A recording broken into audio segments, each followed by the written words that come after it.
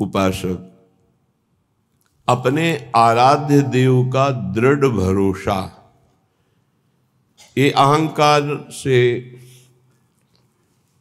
रहित जो महापुरुष का सेवन करने वाले हैं उन्हीं को ये भरोसा प्राप्त होता है। नहीं, अहम जनित जो कर्म करे उसका तो भरोसा होता है, लेकिन प्रियालाल के चरणों का भरोसा नहीं होता। ये रहस्य रघुनाथ कर बेग न जाने कोय, जो जाने रघुपति कृपा तो सपन्यों मोह न होए। यह रहस्य रघुनाथ कर बेग न जाने कोई, जल्दी कोई ये समझ नहीं पाता, जो समझ गया फिर वो जानत तुम्हें तुम्हें हो जाए, फिर किंचन मात्र भेद नहीं रह जाता, वो अभेद स्थिति को प्राप्त हो, वो प्रेम स्वरूप हो जाता है, जानत तुम्हें तुम्हें हो जाए। श्रीपाद प्रबोधानंद जी महाराज कह रहे हैं, ये वृंदावन धाम है, साधो शक्नोषि नो चेत सकलमपि हठात स्वप्न कल्पम विहातुम, तर्हि त्वं ध्याय वृंदावन मनुषौ अथोपास्य वृंदावनेशौ, तन्नामान्येव नित्यं जप सतत मथो तत्कथां संसृणुष्व, श्रीमद् वृंदावन स्थानथ परिचर भो भोजनाच्छादनाद्यैः। इसमें साधो संबोधन करते हैं, अर्थात ये जन साधारण से ऊपर उठी हुई बात है।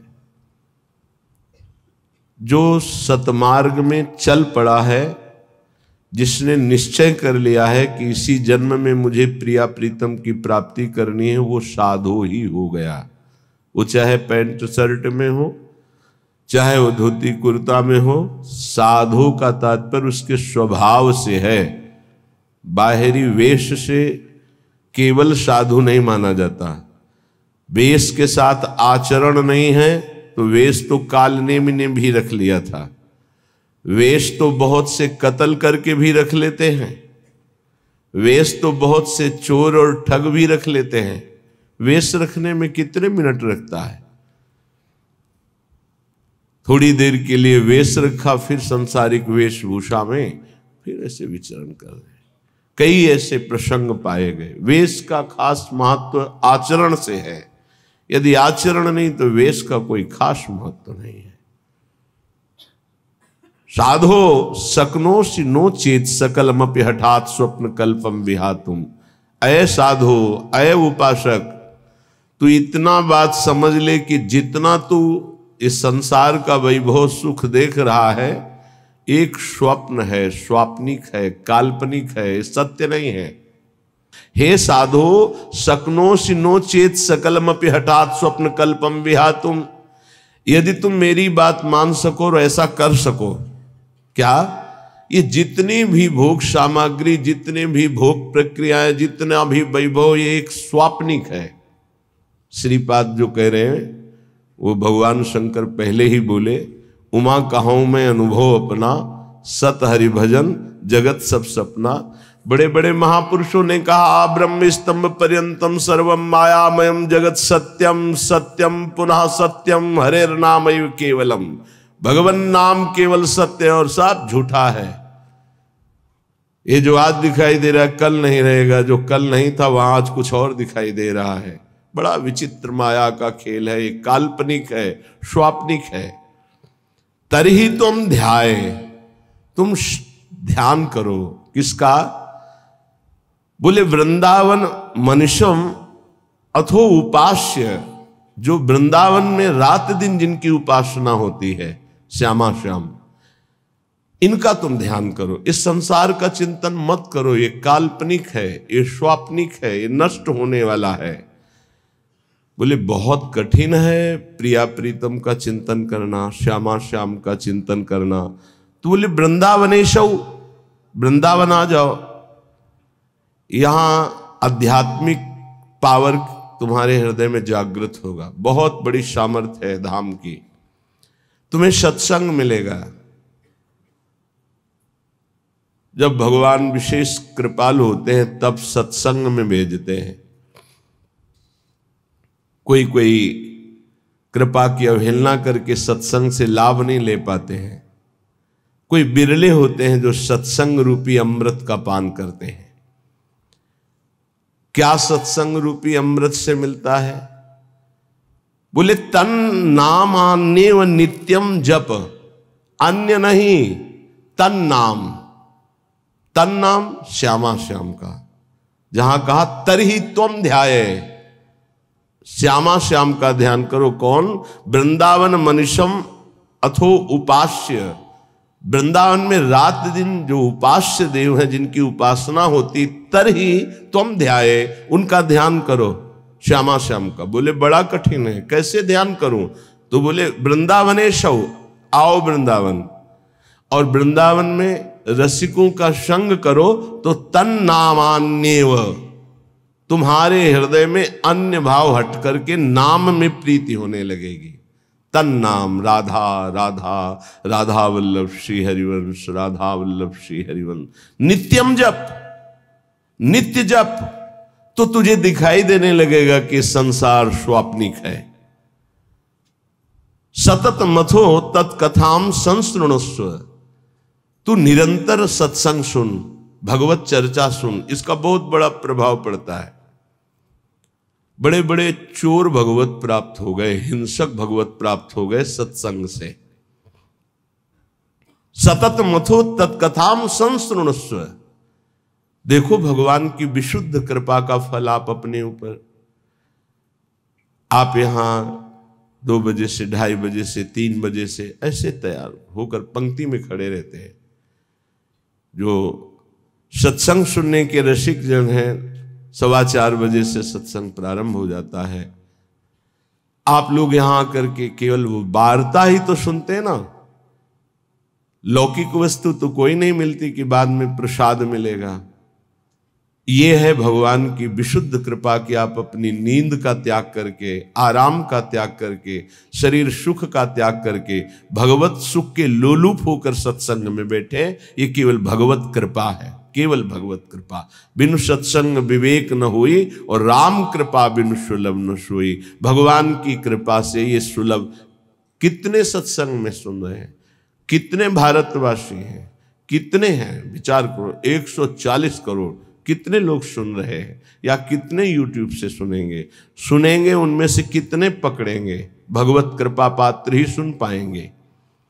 सतत मथो तत्कथाम संसृणुस्व, भगवत प्रेमी महात्माओं के मुख से भगवत चर्चा सुनो, प्रिया प्रीतम का नाम जप करो।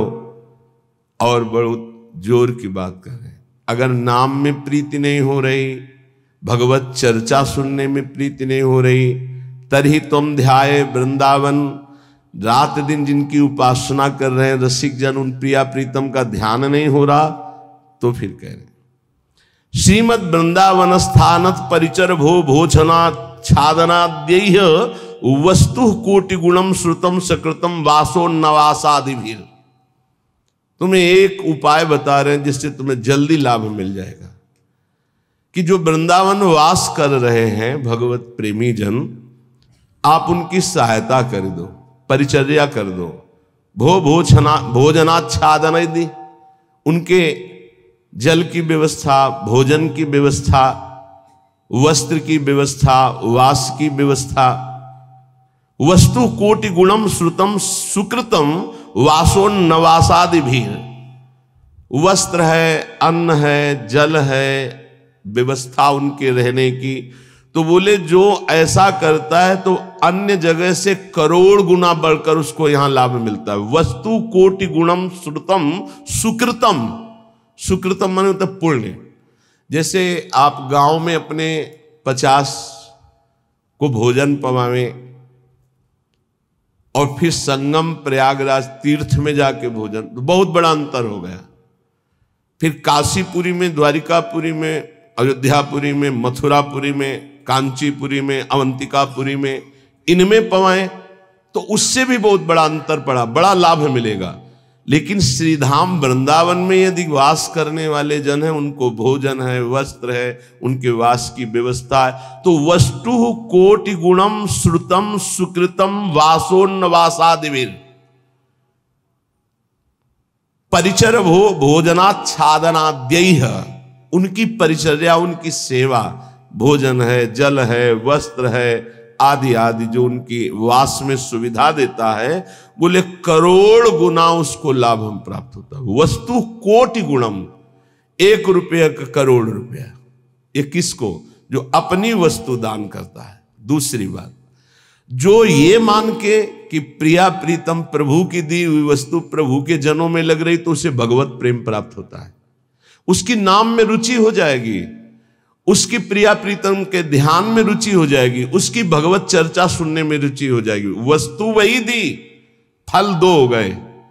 एक हो गया प्राकृतिक फल, 1 रुपये का 1 करोड़ वापस मिलेगा, और एक हो गया कि वही वस्तु दी और भगवत प्रेम मिलेगा। नाम में प्रीति, धाम में प्रीति, लीला में प्रीति, प्रिया प्रीतम में प्रीति।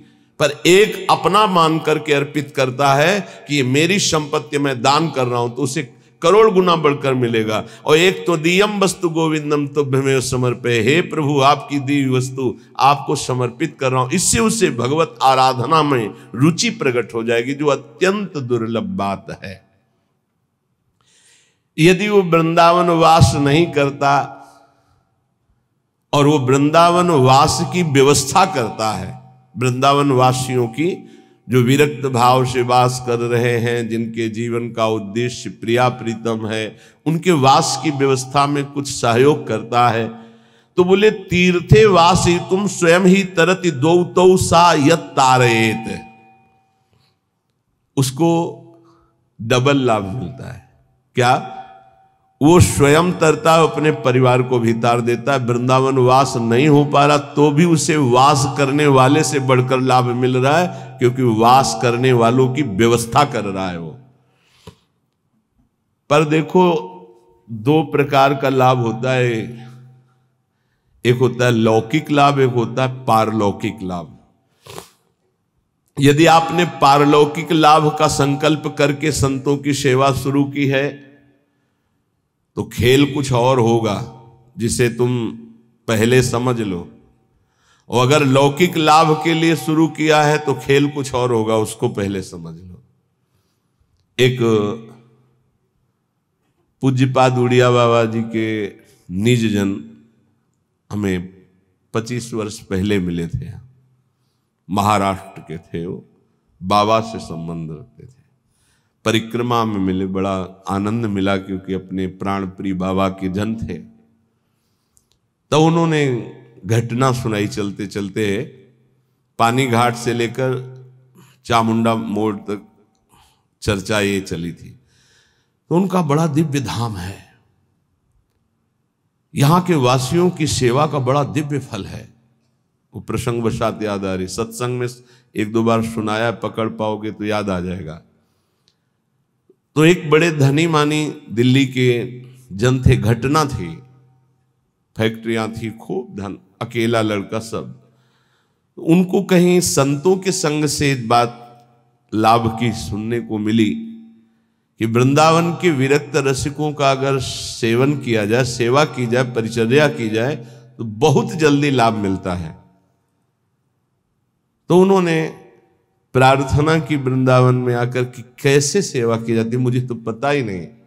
तो उनका संतों को निमंत्रण दो और सुंदर भोग पवाओ, और उनको वस्त्र है, भेंट है, जो उनका आप कर सकें, फल फूल। अच्छा ऐसा? तो उन्होंने पूछा कि आप चाहते क्या हो? तो उनका भगवान की प्राप्ति। बोले होश में बात करना, आप जो बात कर रहे हो बहुत बड़ी बात है, पीछे मत हटना। तो उनका प्राणों की बाजी लगाकर, भाई इस बात की पूर्ति के लिए हम तैयार हैं कि मुझे भगवान चाहिए। का तय करो साधु सेवा और तुम्हें भगवान मिलेंगे पक्का। अब वो वृंदावन के प्रेमी जनों की सेवा करते, 100-500 संतों को निमंत्रण देते, सब पवाते। धीरे धीरे इतना संतों से प्रेम हो गया कि प्रार्थना की कि दिल्ली में हमारे घर को पावन करो। तो प्रति महीने बस लाते, 2 बस, उनमें संतों को बैठालते, बहुत उत्सव मना करके वहां ले जाते, पवाते, अच्छी भेंट कपड़ा लता, फिर उनको यहां छोड़ने आते। ऐसा चलने लगा। वृंदावन में तो सेवा करते ही, खूब धन था, वो अपने घर भी ले जाते। एक दिन यही रमण रेती में बस खड़ी थी, ये घटना कोई कथा नहीं, यही रमण रेती में बस खड़ी थी। तो एक विरक्त संत जो कभी वृंदावन से बाहर ही नहीं जाते थे, कभी निमंत्रण में किसी के नहीं जाते थे, भिक्षावृत्ति से जीते, वो जाके बैठ गए।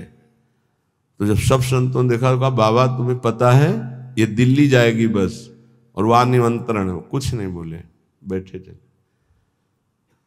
सबने सेठ से कहा तुम्हारी साधु सेवा सफल हुई। ऐसे विरक्त जो किसी का भी प्रतिग्रह नहीं लेते, भिक्षावृत्ति से जीते हैं, ऐसे अकिंचन महापुरुष पता नहीं क्यों कौन सी कृपा उदय हुई कि वो आपके घर दिल्ली आए हुए हैं। वो बैठे पंगत में, पाए, और जब वो सामने भेंट देने आए तो बोले ये भेंट लेने नहीं आया हूं, तुझे लेने आया हूं, चल वृंदावन। तो उनका बाबा मैं तो वृंदावन जाता ही रहता हूं।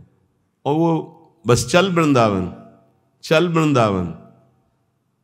तो बाबा वो तो वृंदावन जाता ही रहता हूं, अभी चल सकता हूं आपके साथ, पर वो और उत्तर नहीं, चल वृंदावन। अब संतों की एक अलग भाषा होती है, उसे समझना कठिन। भेंट नहीं ली, चल वृंदावन। सबको भेंट दी, फिर सब बैठे, विदा हुए, आए। उसी दिन एक्सीडेंट हुआ और उनका पुत्र राधेश्याम। अब हाहाकार मच गया, क्योंकि वही उनके ऐश्वर्य का अधिकारी था। भारी अंदर उच्चाटन पैदा हुआ, कुछ अच्छा न लगने लगा। साधु सेवा, भगवत भाव सब पानी में। बड़ा निष्ठा रखना मुश्किल है। जब ये खबर वृंदावन आई तो वही संत गए जो हमें चर्चा सुना रहे थे, और जाकर उसे कहा कि ए भाई, वो ऐसे नहीं आए थे, वो जो विरक्त आए थे, वो आपको भगवान की प्राप्ति कराने आए थे। चलो वृंदावन, आप अश्रद्धा मत करो, ये आपके लिए बहुत बड़ा योग बना है, तुम्हारा पुत्र भगवत प्राप्त हो गया है। शरीर पूर्व प्रारब्ध कर्म के अनुसार एक्सीडेंट से छूटा, पर वो भगवत प्राप्त हुआ। शरीर का हेतु जो छूटने का होता है बड़े बड़े महापुरुषों को होता है। जैसे पूज्य बक्सर वाले मामा जी, बड़े महापुरुष, भगवत कीर्तन होते हुए जा रहा था और एकदम एक्सीडेंट हुआ और बोले राधा, बरसाने से दर्शन करके जा रहे थे कहीं भगवत संगोष्ठी में, शरीर पूरा। तो शरीर का हेतु पूरा होना उसकी गति से मतलब नहीं रखता। बोले तुम्हारा पुत्र परम गति को प्राप्त हुआ है। अब वो सब मिटिया मेट कर दिया, सब बेच बाच करके सब संतों में बांट दिया। वृंदावन आकर पति पत्नी भगवत प्राप्त हो गए। वो बात उन संत भगवान ने सुनाई। ये कब होता है? डरना मत, मुझे भगवान चाहिए, मुझे भगवान चाहिए। क्यों ये भगवान चाहने वालों के साथ ऐसा क्यों होता है? क्योंकि ये भगवान ही सब रूपों में है। वो कहते मेरे इन रूपों को तो तुम्हें पसंद, आओ मेरे सच्चिदानंद रूप में आओ। तो सबकी ममता ताग बटोरी तुम नहीं कर सकते, वो बटोर लेते, आओ मेरे सिवा रह नहीं गया कोई। ये कृपा होती है। हे युधिष्ठिर, जिस पर मैं कृपा करता हूं उसका सबसे पहले प्रियजनों से वियोग कराता हूं और धन का अपहरण कर लेता हूं, और किसी का भी किसी योग्य न रखकर, किसी काम लायक न रखकर उसे ऐसा कर देता हूं कि सिर्फ मेरा ही भरोसा, मेरा ही आश्रय। तो एक शब्द में कहा, उसका सर्वनाश कर देता हूं। आओ होली खेलो। सर्वनाश की होली खेलना हो तो श्री कृष्ण से प्यार करना। डर गए ना? डरना मत। सर्वनाश का मतलब है तुम्हारी मृत्यु का नाश, तुम्हारे काम, क्रोध, लोभ, मोह, मद, मत्सर, हर विकार का नाश, और सच्चिदानंद स्थिति में। ऐसा नहीं है कि सबके धन का अपहरण कर ले। अम्बरीश जी चक्रवर्ती सम्राट, दशरथ जी चक्रवर्ती सम्राट, वृषभानु जी, नंद बाबा, बड़े बड़े महाभागवती हैं जिनके आंगन में भगवान घुटने केवल खेल रहे। कभी कभी भक्तों की अनेक जन्मों के संस्कार को भस्म करते हुए माया समेट लेते हैं। यही माया है, मैं और मोर तोर तय माया। तो यहां कह रहे हैं जो अपनी वस्तु मानकर दान करता है उसे करोड़ गुना बढ़, ये अच्छा लगता है नहीं, ये अच्छा लगता है। एक देव करोड़ भंजाओ, और दूसरा है आपकी वस्तु आपको समर्पित, वो सीधे आपको प्राप्त करेगा प्रभु को अनंत काल तक के लिए। महान वैभव संपन्न सुख संपन्न प्रभु के समीप, जो हमारे प्रीतम है, जिनके हम अंश है, वास्तविक जो हमारे संबंधी है। ये तो सब संबंध का नाटक है, वास्तविक सत्य संबंध हमारा प्रभु से है। तो श्रीपाद कह बहुत सुंदर उपाय बता रहे, साधु सकनोषि, यदि तुम ऐसा कर सको, संपूर्ण संसार स्वाप्निक है, इसका त्याग कर प्रिया प्रीतम का ध्यान करो। बोले बड़ा कठिन, कैसे करूं? बोले आओ वृंदावन रसिकों का संग करो, तन नाम जप, उनका नाम जप करो, नाम कीर्तन करो, लीला कथा सुनो, तुम्हारी प्रीति हो जाएगी प्रिया प्रीतम में। बोले बहुत कठिन है, इसमें भी मन नहीं लगता। तो फिर ऐसा करो, जो वृंदावन वासी विरक्त जन, उनको भोजन कराओ, उनके वस्त्र की व्यवस्था करो, उनके वास की व्यवस्था करो, उनके वास की सुविधा दो। वस्तु कोटि गुणम श्रुतम सुकृतम वासोन्न वासादि भी, वस्त्र और वास आदि की व्यवस्था, भोजन भोजनाच्छादन की व्यवस्था। तो बोले वास ही तू स्वयं ही तरते, वो स्वयं तर जाएगा। और दो तव स यत तारेत, और दो को तार देगा, आगे की पीढ़ी और पीछे की पीढ़ी, उनको भी तार देगा। प्रेमानंद रसात्म धामनि परे वृंदावने वासको, त्वाश्चर्याम वृषभानुजा प्रीरतिम प्राप्नोत्यनायासतः। अनायास उसे प्रिया प्रीतम के चरणों में प्रीति प्राप्त हो जाएगी, जो वृंदावन वासियों से प्रीति करते हैं। पूज्य श्री मथुरा दास जी के वचन, बहुत बड़े महापुरुष थे। वो कहते थे कि ए जी, हम तुमको एक गुप्त बात बताएं, तुम किसी वृंदावन वासी से ऐसा प्रेम कर लो कि वो तुम्हारी याद करे। वो भगत नहीं आया, बस जान लो कि प्रिया प्रीतम जरूर तुम पर रीझ जाएंगे, कोई यहां का वासी तुम्हारी याद कर ले। अब ऐसे नहीं कि हमारी याद कर लेना, ऐसे आचरण करो कि वो तुम्हारी याद करे, ऐसी प्रियता बढ़ाओ कि वो तुम्हें अपना कहे। अच्छा, बहुत दिनों बाद आप दर्शन दिए, कई बार याद आया, आपकी स्मृति आई, अहो भाग्य, धाम में बैठकर भजन करने वाले आपकी याद करें। ये पूज्य मथुरा दास जी कहते थे, तुम ऐसा अपनापन करो किसी वृंदावन वासी रसिक से कि वो तुम्हारी एकांत में सेवा का स्मरण करके याद करे, तुम्हारे आचरण, तुम्हारा स्वभाव, तुम्हारी भजन पद्धति, तुम्हारा अपनापन, वो एकांत में तुम्हें याद करे। तो कह रहे प्रेमानंद रसात्म धामन परे वृंदावने वासकस्त्वाश्चर्याम वृषभानुजा प्रिय रतिम। आश्चर्य की बात, प्रियाजू के चरणों में प्रेम प्राप्त हो जाएगा इन वृंदावन वासियों की सेवा से। और कहते प्राप्नोत्य अनायासता, इसके लिए तुम्हें कोई साधना नहीं करनी पड़ेगी, अनायास प्रेम की प्राप्ति हो जाएगी। निष्किंचनान कृष्ण रसे निमग्नान महानिरीहान जनसंग भीतान। पर सेवा जो निष्किंचन है, अकिंचन महापुरुष, जो प्रियालाल के अनुराग में रंगे हुए हैं, उन्हीं को निष्किंचन कहा गया है। प्रियालाल के सिवा जिनका कोई नहीं है, ऐसे कृष्ण रसे निमग्नान, जो प्रिया प्रीतम के प्रेम रस में निमग्न है, ऐसे की सेवा से प्रिया प्रीतम का प्रेम रस प्राप्त होता है। ध्यान रखो, छल कपट का भी बहुत राज्य है। यहीं पास में ही राजा था कंस, कहीं दूर नहीं था। तो अगर कृष्ण की नगरी है तो पास में कंस की भी नगरी है, उसका भी प्रभाव होता। जैसे आपने 100 रुपया दिया और उस 100 रुपये का किसी ने मदिरा पान किया, जिसको दिया, अब वो आपके सुकृत नष्ट हो जाएंगे। बहुत धन देने के लिए पात्रता की अत्यंत आवश्यकता है, बिना पात्र के धन मत दीजिएगा। भोजन के लिए पात्र और वस्त्र के लिए, इसके लिए नहीं सोचना। जैसे कोई ठंडी में कांप रहा है तो पात्रता नहीं देख रही, भोजन भूखा है, उस पवा दो, पात्रता नहीं देखनी। हमारे सामने भोजन पाओ बैठ के, हम तुम्हें जितना पाओगे पवा देंगे। सर्दी है, ये लो कपड़े ओढ़ लो, ठीक है। लेकिन जब रुपया देने की बात आवे तो बहुत होश में देना चाहिए कि उस रुपये का क्या करेगा। निष्किंचना नाम कृष्ण रसे निमग्नान, बहुत छल है।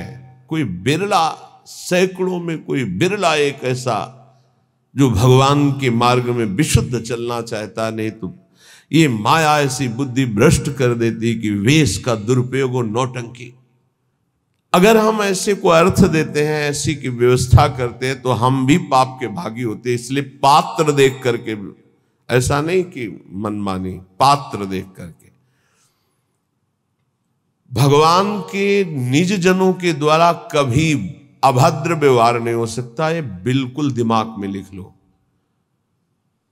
ऊसर बरसई तृण नहीं जामा, संत हृदय जिम उपज न कामा। जैसे ऊसर में तृण नहीं जमता, ऐसे संत के हृदय में अभद्र भाव नहीं आ सकता। भूल न देह कुमारग पाऊं, ये जो जीने के लिए इस वेश को स्वीकार कर लेते हैं, उन बहुत हानि हो जाती है। क्योंकि उनका उद्देश्य केवल रसेंद्री जनेंद्री इंद्रियों का भोग होता है, और बहुत बुरी तरह उपहास करते हैं इस वेश का। इसलिए यहां जहां सेवा की बात आई है, वहां एक शब्द और आ गया है, निष्किंचना नाम कृष्ण रसे निमग्नान। जो अकिंचन है, जिनका प्रिया प्रीतम के सिवा और कोई लक्ष्य ही नहीं है, श्री कृष्ण रसे निमग्नान, जो श्रृंगार रस महामाधुर्य रस वृंदावन का उसमें मगन है, ऐसों की सेवा बहुत सोच समझ के। ऐसा कहीं तुम्हारा कदम ना हो कि इस वेश से ही घृणा हो जाए, क्योंकि बहुत विचित्र खेल है। यहां समझ पाना बड़ा मुश्किल, बड़े बड़े धोखे में हो जाते हैं। दर्शन भक्त अनूप और रूप न शोभित प्रीति बिनु, और भरम भटकत भूप श्री हरिवंश कृपा बिना। सेवक जी कह रहे ऐसा स्वरूप है दर्शन का बाहरी, महापुरुषों के वचनों पर स्थित।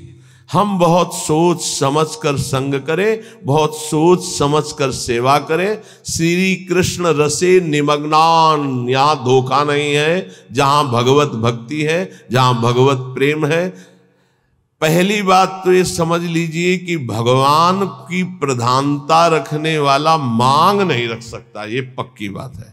रोटी के सिवा, रोटी की मांग की हर संप्रदाय के आचार्यों ने अनुमति दी। भगवान शंकराचार्य अद्वैत सिद्धांत के, उन्होंने कहा भिक्षान्नम औषधम, औषधि की तरह भिक्षान्न से उदर पोषण। हमारे भूख लगेगो मांग खाऊंगो गिनोनो सांझ सवेरो, अन्यथा नहीं।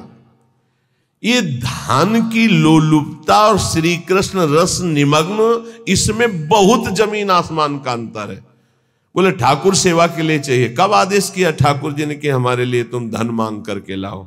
वो तो कह रहे मये वो मन आधत्सो मय बुद्धि निवेश है, मेरे में मन लगाओ, मेरे में बुद्धि लगाओ।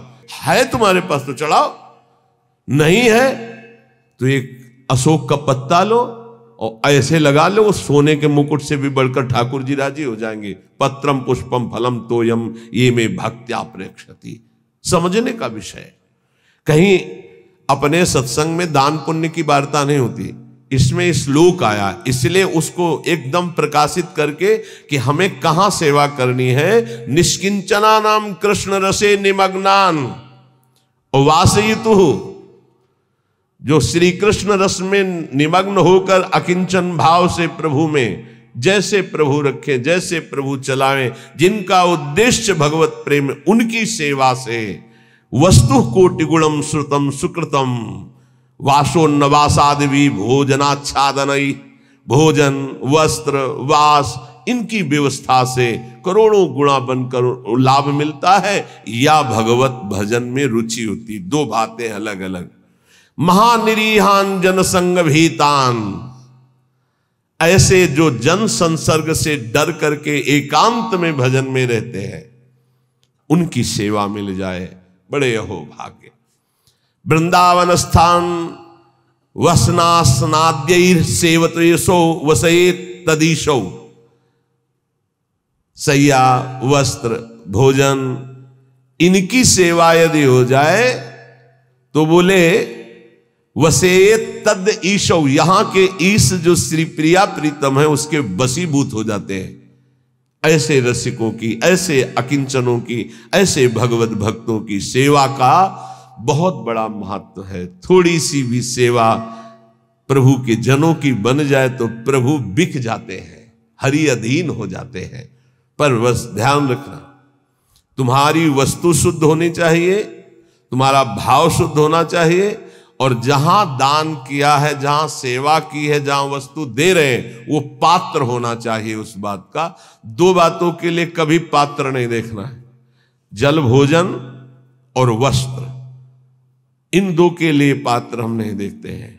कभी ऐसा कोई तड़प रहा है औषधि, अब पात्र नहीं देखना, उसकी औषधि करा। अर्थ देना है, व्यवस्था करना है तो देखना है ये हमारे अर्थ का सदुपयोग यहां होगा या दुरुपयोग होगा। कानपुर की एक बहुत धरनी माताजी नैमिषारण्य पूज्य स्वामी नारदानंद सरस्वती जी, उनके पास गए। ऐसे महामहिम बहुत ज्ञानी महापुरुष थे, बड़े ही सिद्ध चमत्कारी महापुरुष।